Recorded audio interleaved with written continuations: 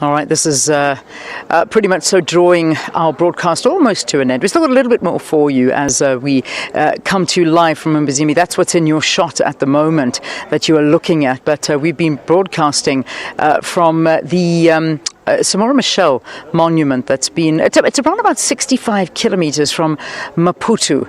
And it's quite interesting to actually be here at this particular site and as we overlook Mbuzini, which you're looking at right now. Just walked into the museum a little bit earlier. There's this museum that has been erected in the honor and set up together with many people from South Africa and Mozambique contributing to the memory of Samora Machel, and it's just so interesting to have seen some of the incidents that did happen here at that time, and the work and the inquiry that went into the crash that took place here. I mean, there was an official commission of inquiry that was set up into this accident. It was actually chaired by Judge Cecil Margot, and it highlighted pilot error. But we all know that there were other reports claiming that a false beacon was planted by South African agents, and that may have been the catalyst for the crash. But again, it's all speculation and debate on a very painful episode in the history of both the lives of South Africans and Mozambicans as well. Can you believe it'll be exactly, how many years were we looking at? About 30 years, I think. Yeah, 30 years. That'll be happening in October. That's the 19th of October. 30 years this year since that faithful day where this plane crashed, killing all of the lives. 44 passengers, 34, including the president, died in this crash. All right, let's focus in on something that's quite important as well. It's traditional leaders here in the rural areas and the villages here in the municipality. So 2 months ago, the MEC for Cooperative Governance and Traditional Affairs, Refilwe Mtshweni, announced that community work programs would be introduced with a special focus on tribal areas in the jurisdiction of 17 traditional leaders. The projects are meant to create jobs that will sustain the people of Mbuzini and surrounding areas. So, to tell us a little bit more, we're very honored and happy to have with us on the program is Inkosi Mlambo II. Thank you, Inkosi. Thank you so much for joining us here on the program. It is our pleasure, Leanne. Thank you so much. Before we get into these projects, what is your relationship between you and neighboring countries of Swaziland and Mozambique? I mean, we're surrounded as a very strategic position over here.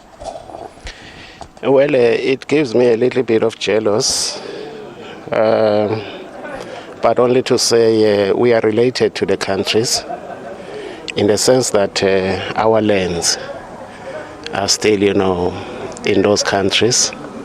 We've got land in Mozambique, so-called Mozambique, after, the whole land was known as the Nguni land. We have got families in Mozambique. We've got our great places, like where, some of our predecessors were buried. So is the case in Swaziland. We've got families that, are attached to us, by way of bloodstreams. Yeah. We are really touched by this, because this thing was made by colonial systems that left, our beloved ones, either in these countries, the side of these countries across.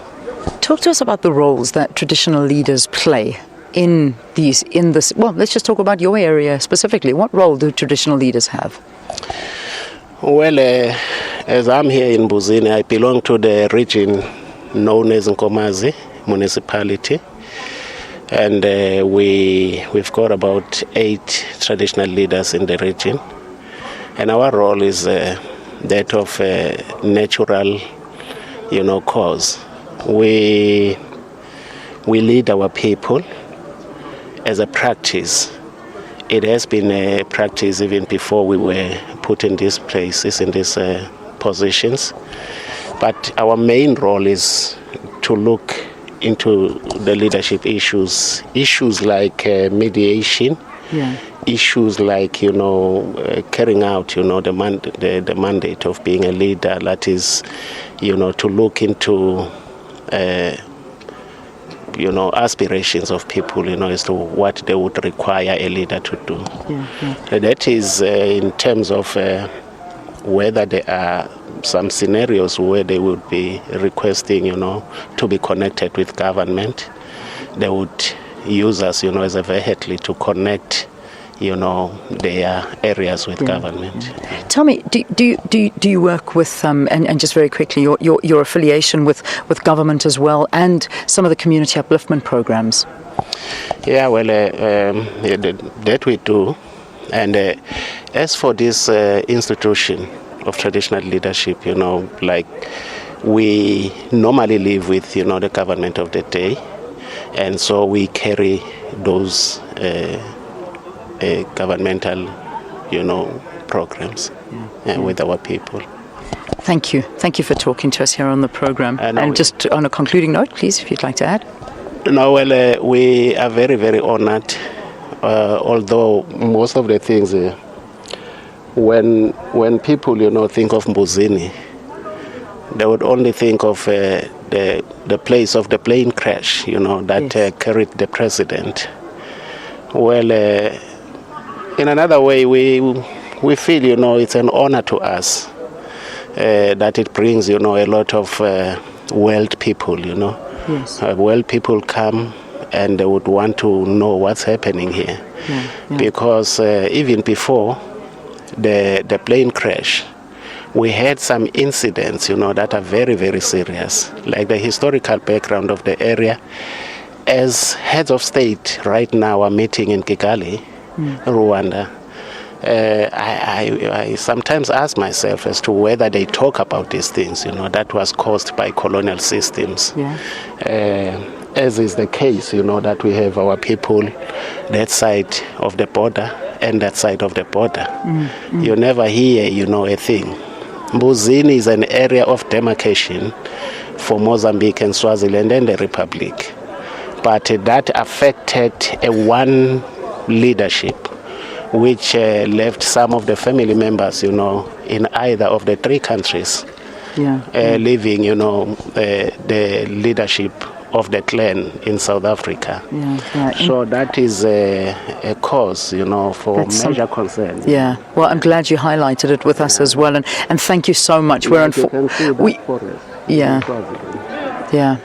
we unfortunately we're going to have to wrap it there, but it's something that I think we need to, as a team here in the SABC, look more into, because I think it deserves at least an insert and a little bit more analysis onto it. I'm going to put you in touch with our team here in the SABC that works with Mpumalanga, and I do think it's great content for something we need to follow up. Inkosi Mandla II was talking to us here on the program, just unfortunately rushing the closing of that interview, but it's some very interesting facts of the history and still things that are very pertinent in this day and age coming up. All right, I'm going to say goodbye to you. Am I, Frank? I'm saying goodbye, right? I've got to hand back to the Johannesburg studio. Palesa, I know you're also going to be saying goodbye, and I will see you back in studio tomorrow, but I think we've still got a play out. So I'm going to say shup and goodbye, then you're going to do it, and then I think we're going to have that wonderful cultural group that's been entertaining us all morning. Thanks for watching. Bye-bye, everyone.